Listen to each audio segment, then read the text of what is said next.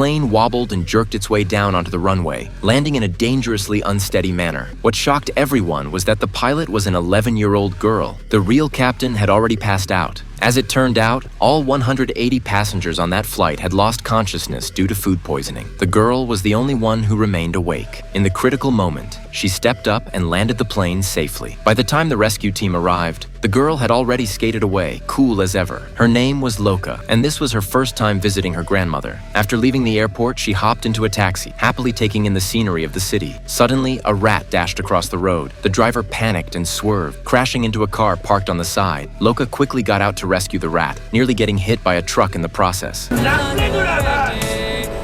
Seeing the traffic jam, she handed the squirrel over to the stunned driver, then smoothly took the wheel herself and parked the car properly. When she arrived at her grandmother's house, Loka rushed up and gave her a big hug. Her grandmother looked visibly uncomfortable. She had not only forgotten to pick Loka up, but also didn't seem to like her very much. As soon as they sat down, her grandmother bluntly said, "I raised your mother. Now that she's gone, I have no obligation to raise you." But Loka didn't seem to care. That night, Loka received a video call from her dad. Her father turned out to be an astronaut aboard a space station. Because he was on a long-term mission in space, he didn't have the time to care for her himself, so he had sent her to live with her grandmother. He showed her the Earth from space, and even from thousands of miles away, it was clear he deeply cared about her. The next day, her grandmother was startled by the squirrel and fell while chasing it around with a bouquet of flowers. Loka heard the noise and tried to help, but her grandmother brushed it off, saying she was fine. Loka had no choice but to go off on her own. At school, Loka stood in front of the class to introduce herself. She told her classmates she'd grown up at the European Space Agency, receiving official astronaut training alongside her father. Her classmates were full of curiosity, and even the teacher was stunned. He'd never met a student like her before. Just then, the injured squirrel woke up. Loka asked the homeroom teacher for leave, saying she had to take it home to treat its wounds. The teacher was dumbfounded. When Loka got back home, she found out her grandmother had been injured in the fall and now needed to stay in the hospital, meaning Loka would have to live on her own for a while. The next day, Loka was summoned to the principal's office. The principal was furious about her skipping class and demanded to speak to her guardian. But Loka simply replied,